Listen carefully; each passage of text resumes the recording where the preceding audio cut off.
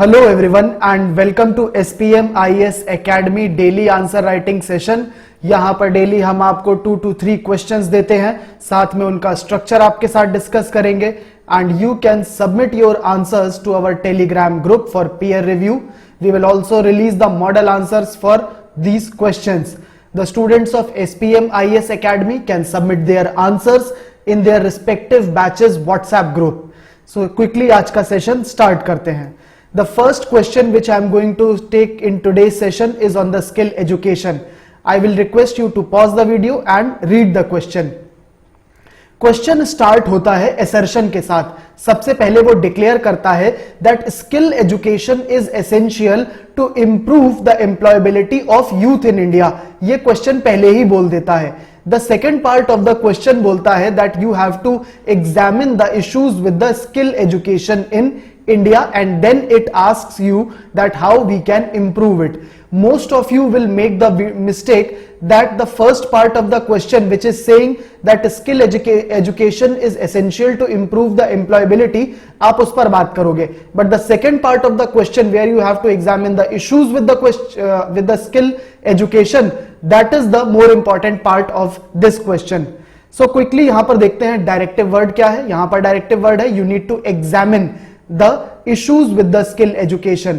जब भी कोई आपको बोले एग्जामिन करना है या बोले रिव्यू करना है, तो आपको उस इशू के बारे में आपको उसके देने चाहिए, उसको सॉल्व करने के लिए पॉजिटिव क्या हुआ है, साथ में आपको यह भी देना चाहिए कि अभी भी क्या क्या कमियां रह गई है या जो मेजर्स लिए गए हैं उस प्रॉब्लम को सॉल्व करने के लिए उनमें क्या क्या शॉर्ट कमिंग्स है। आपको it is like similar to critically analyse करना, लेकिन क्रिटिकली एनालाइज करने में मेरिट और डीमेरिट्स को अलग अलग तरीके से ट्रीट करते हैं। जब भी कोई बोले एग्जामिन करना है, तो आपको उस इशू को के बारे में जो उसके पॉजिटिव्स हैं और जो अभी भी शॉर्ट कमिंग्स हैं, वो दोनों ही आपको डिस्कस करनी होती हैं। मैं क्विकली बता देता हूं, ये जो टॉपिक है this has been taken from the GS paper 2 where health education and human resource development के बारे में बात होती है आपके सिलेबस में। The reference newspaper for this article is 8 June 24 March where Satyajit sir has discussed the topics related to the skill education and skill development in India. There is one another newspaper where Satyajit sir had talked about the skill development in India. I was not able to search for that date, but the students who had been going through the newspaper analysis quite in a proper way, they will be able to identify which was that newspaper. So quickly jump करते हैं और देखते हैं how do you have to introduce the question. जब भी इस type के किसी क्वेश्चन का आप इंट्रोडक्शन कर रहे हैं, the best way to go forward can be that you can make some relationship between the skill education and the employability. किस तरह से skill education important है employability के लिए। You can also give some fact or some data बताने के लिए कि कितनी खराब हालत है इंडिया में skill education की। That can be a way forward. Or in other words, you can also bring some new concept. कोई एक नया concept ले आओ, जैसे demographic dividend, जहां पर आप बता पाओ कि कैसे डेमोग्राफिक डिविडेंड को अगर हमें यूज करना है तो हमें स्किल एजुकेशन पर काम करना पड़ेगा। So there are multiple ways जैसे आप इस क्वेश्चन को इंट्रोड्यूस कर सकते हो। I have given you 2 examples for that. The first example says that only 5% of the India's workforce has gone through formal training in contrast to South Korea's 96%. This is a well established fact. It has been taken from Niti Aayog's report that India's formal skill training is very low. So I have written this reflects in the poor employability of India's workforce. That is the first example. The second example can be that if we want to utilize the demographic dividend, then we need to work on the skill education, otherwise it will head into the demographic disaster. That can be the second example which you can take. You can also introduce any other new concept which you can relate with the skill education or the employability part, so you can introduce your answer that way. Let's quickly take you to the body part of this answer and see how you can discuss, how you can examine the issues with the skill education in India. ये कैसे करेंगे देख लेते हैं।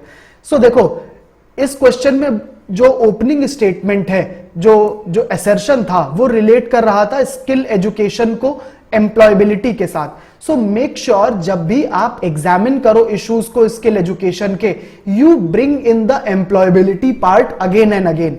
That way you are always focusing on the answer part. So पहला जो मैंने आपको इशू दिया है that is the skilling capacity, poor skilling capacity in India.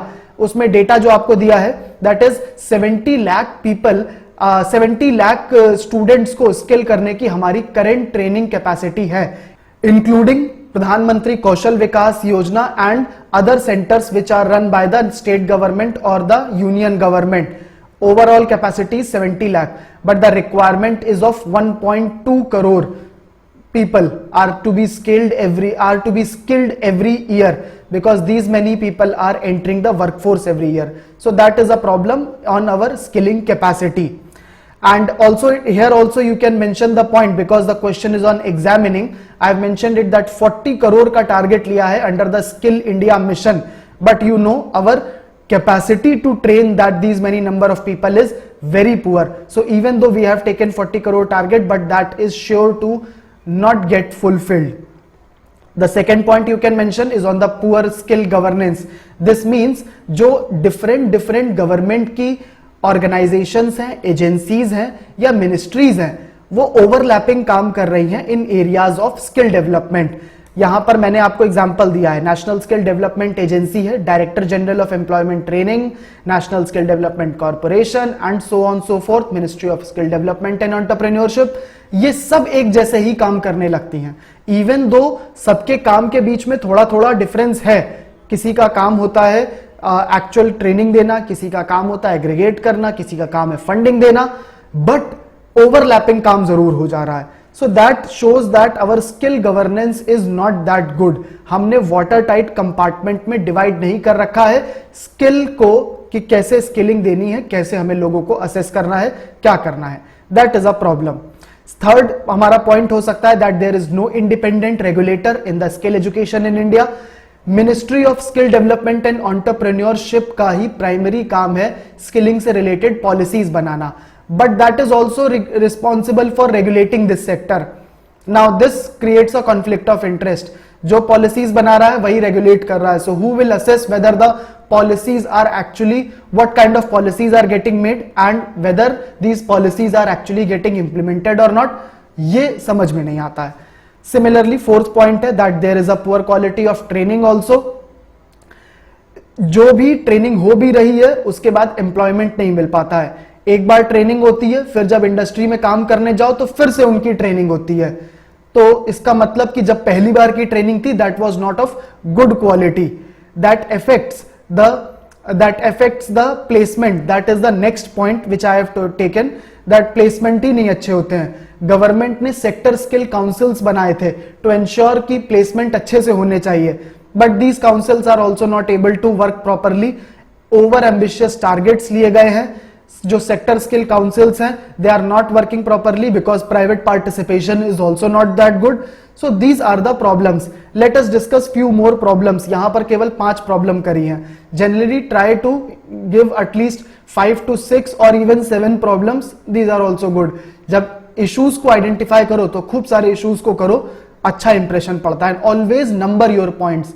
I can see many of you are not numbering your points. Always number. 0.1, 0.2, 0.3, 0.4.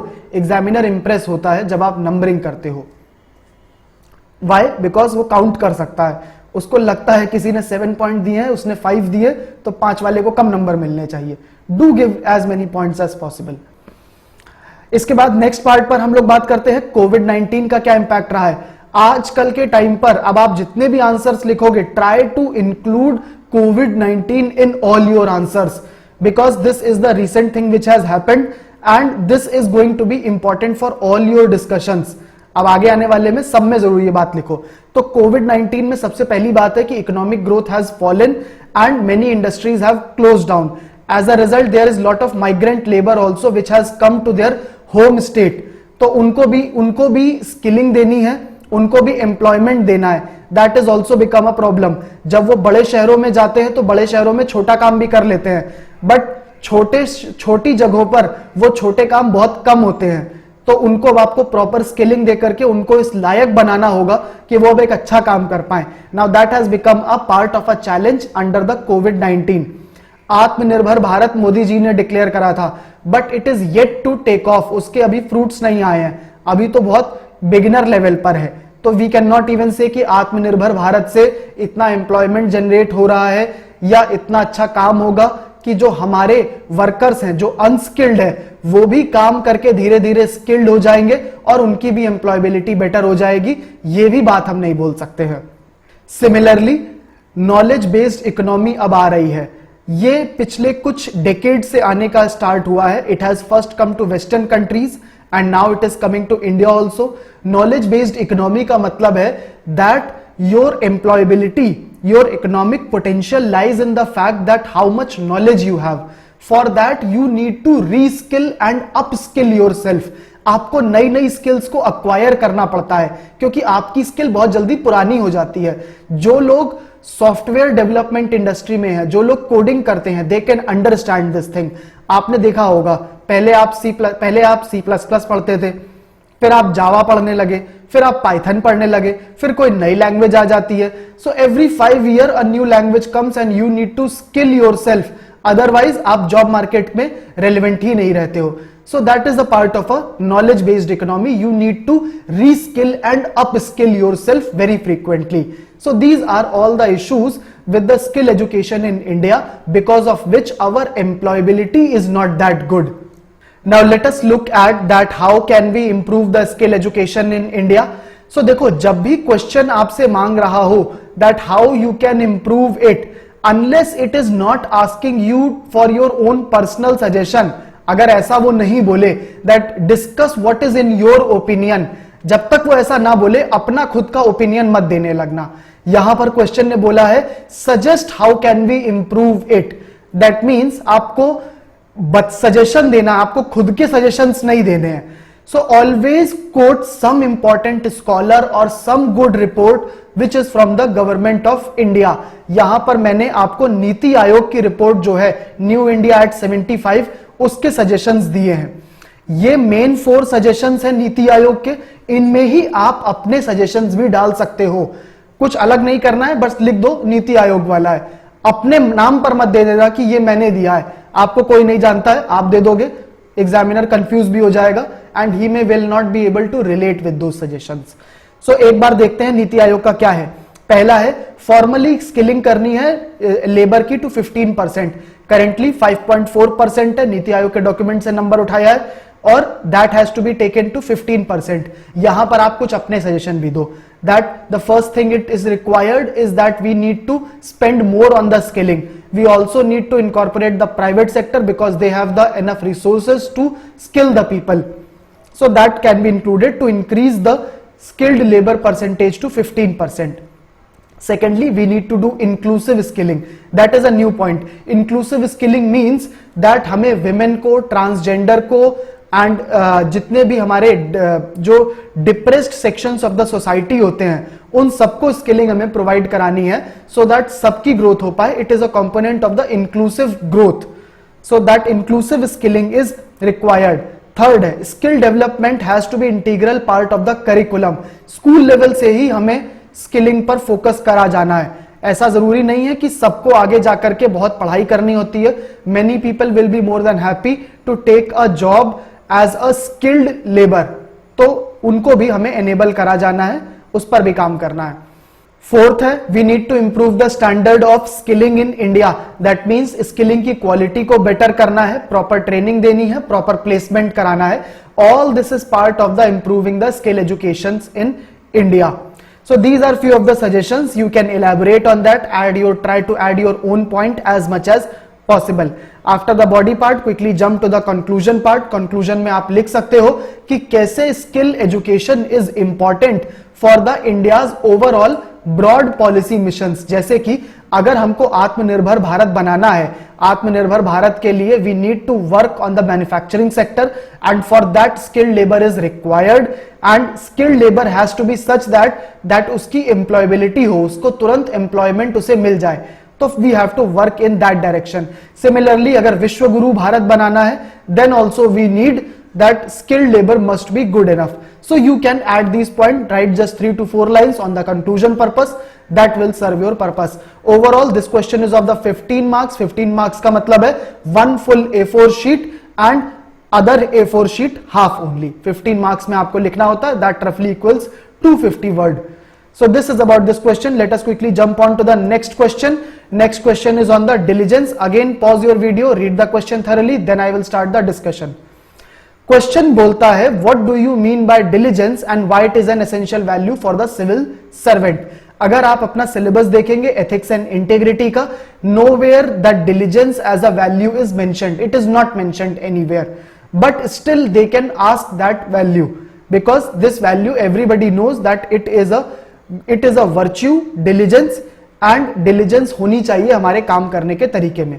Question is very straightforward, to the point answer करना है. 2 part में break कर दिया गया है. There is no separate directive word here, so you just have to jump on to the question directly. समझते हैं सबसे पहले डिलीजेंस क्या होती है. जब भी कोई आपसे डिलीजेंस की बात करता है, that simply means careful working, अच्छे तरीके से अपने काम को करना और काम को करने को ही गोल मान लेना. You do not have to think about the result of your work. You just have to limit yourself to doing your work in a proper way. That is called as the diligence. आप अपने answer को start करिए एक अच्छी सी definition के साथ, proper definition के साथ दीजिए. Just like a definition which I have mentioned here, you can give your own definition also. Always supplement your answer, your definition with some good example. Quote examples of good civil servant. You can give example of T.N. Session sir. You can give example of Vinod Rai sir. You can also give example of celebrities or people who are very accomplished in their own sector, like Bhupen Hazarika का आप example दे सकते हो, Virat Kohli, Sachin Tendulkar. You can give examples of that how diligent they were in their work. That will add flavor to your answer. That will also make it an interesting read. Ethics के answer में you can quote from the life of famous people who are respected. कोई छोटे मोटे आदमी का मत दे देना कि जिसके बारे में किसी को कुछ पता ही नहीं हो. Always give example of people who are widely respected. Everybody respects them. So after giving the introduction, jump to the second part of the answer, that why is the diligence an essential value for the civil servant. ये देखो, अगर आप civil services के essential values की बात करोगे या जो foundational values of civil services हैं जो कि आपने एथिक्स में पढ़ी होंगी, वहां पर कहीं पर भी डिलीजेंस का नाम नहीं आता है. But that does not mean that diligence is not a good value and that you have to prove through the examples. मैंने पहला एग्जांपल लिया है that diligence is essential for the professional excellence. Professional excellence का मतलब है अपने काम में जो अपना प्रोफेशन है उसमें एक्सीलेंट होना, उसमें गुड होना. सो सिविल सर्विसेज में भी आज के टाइम पर professional excellence is required. Why? Because government का एम है मिनिमम गवर्नमेंट मैक्सिमम गवर्नेंस. कम से कम आदमी में बढ़िया से बढ़िया सरकार चलानी है. That can not happen unless the civil servant are not striving for the professional excellence. वो अपने काम को बढ़िया से बढ़िया तरीके से जब तक नहीं करेंगे तब तक गवर्नमेंट का ये जो मोटो है minimum government and maximum governance, ये पूरा नहीं हो सकता है. Thus diligence become a very important value for that purpose. Similarly, second, objectivity अगर लानी है, ऑब्जेक्टिविटी के बारे में नोलन कमिटी के 7 प्रिंसिपल्स में मेंशन्ड है that objectivity is considered as a basic value. That can not happen without diligence. वो आदमी जो ऑब्जेक्टिव नहीं होता अपने काम को करने में, वो आदमी जो अपने काम में बहुत सारे ओपिनियन लाता है, सब्जेक्टिवली काम करता है, जो अपने काम को ऑब्जेक्टिवली इवैल्यूएट नहीं करता है, वो डिलीजेंटली भी अपने काम को नहीं करता है. He is careless in his approach. वो अपने काम को ही इंपॉर्टेंट नहीं मानता है, काम के रिजल्ट को ज्यादा इंपॉर्टेंट मानता है. तो objectivity is also important. Similarly third point को समझते हैं. डिलीजेंस का मतलब होता है that work is an end to itself. Work ही इंपॉर्टेंट होता है. तो यहां पर सेल्फलेस वर्क की बात करी गई है, निष्काम कर्म की बात करी गई है. You can write about importance of selfless work also. जो डिलीजेंट सिविल सर्वेंट होता है वो कभी भी फेवरेटिज्म या अब्यूज ऑफ पावर या नेपोटिज्म इस टाइप का कोई काम नहीं करेगा, because he is just concerned with his own work. वो अपने काम पर ही फोकस करता है और अपने काम को ही अच्छे से अच्छे तरीके से करने पर ध्यान देता है. आप इसको अगेन कोरोना वाली चीज को लाओ, मैंने बताया आपको सारे टॉपिक्स में कोरोना पैंडेमिक को लाना है। अगर कोरोना पैंडेमिक का मैनेजमेंट अच्छे से होना है, for that diligence is considered as a very essential value. अगर अपने काम को आप केयरफुली नहीं करेंगे सिविल सर्वेंट्स अपने काम को, तो एक slightest mistake can wreak havoc, बहुत बड़ी प्रॉब्लम हो सकती है। सो इसलिए डिलीजेंस बहुत इंपॉर्टेंट है अगर इस टाइप के पैंडेमिक को मैनेज करना है। So with these 5 point and explanation around it, you can write on the diligence. This question is of 10 marker. This is a 10 marker question, so you just have to write one A4 sheet full both the side excluding the margin part. So इस वाले को आप ऐसे करना है. I can see, I have seen few answers, those who had submitted yesterday. You guys are not using the headings. Please use headings, and headings have to be from the question part itself. जैसे कि अगर question है what do you mean by diligence, why it is an essential value, introduction जब आप करोगे तो उसमें ये हेडिंग मत डालो इंट्रोडक्शन, आप बस स्टार्ट करो कि डिलीजेंस ये होता है। बट जब सेकेंड पार्ट डालो essential value for the civil servant, तो उसमें डालो heading diligence as an essential value. That way जो एग्जामिनर है उसको पता चल जाएगा that you have jump to the second part of the answer. एक बात मान के चलो 10 नंबर का क्वेश्चन है तो एग्जामिनर को पता है कि ब्रेकअप क्या है आंसर का, उसको पता है ब्रेकअप क्या है, आपको नहीं पता है, तो वो ब्रेकअप के हिसाब से ही जज करेगा। तो unless you clearly specify in your answer that now what part of the question you are answering, he will always get confused. So use headings, use heading, underline your answer, always draw the margins in while you are writing. If you are using a paper on which there are already margins, refer to that. Practice answer writing on A4 sheets. Do not use ruled answers. UPSC में ruled answer books नहीं provide होती हैं. So after the body part, jump to the conclusion part. On the conclusion part, you again have to reassert the importance of diligence in the civil services, and with that you can end your answer. So this is the second question. Now I have given you 3 more practice questions for today's session. These are the 3 practice questions. These questions are such that they do not require any explicit discussion from my side. You should practice these questions and submit your answer. You will get the model answer for these questions also. So this is it for today's class. Thank you.